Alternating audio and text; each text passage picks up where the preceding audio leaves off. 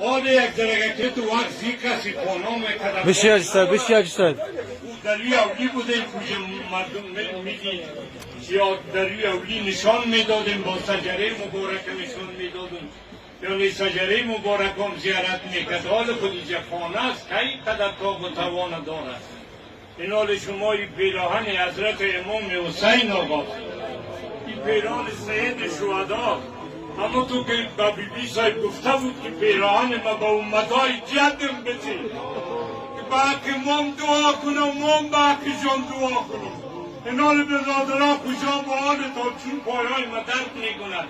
شیمان ندارم، وقت وقت نزدیک است. گفتی اشکری صاحب که وقت رفتن از دیگه.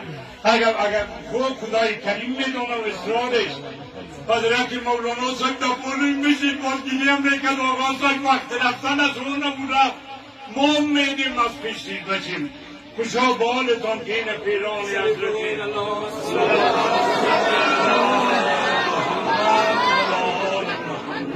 صلی صلیت إبراهيم وعلى آل إبراهيم إنك حميد مجيد.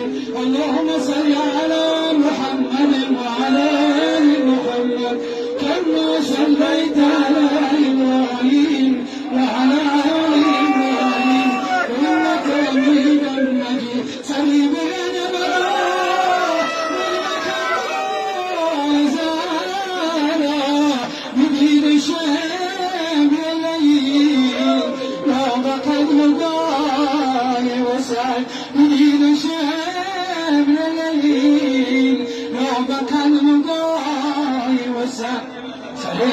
صلي سلطان الزيان شيمة جدمي غزلات مقد ستار ميلاد صلي بخاك فاي مسعد قسم دعك ولا كي مسوزة داش دوزاق همين قدر كبوات قبر واشناي وسعد همين قدر كبوات قبر واشناي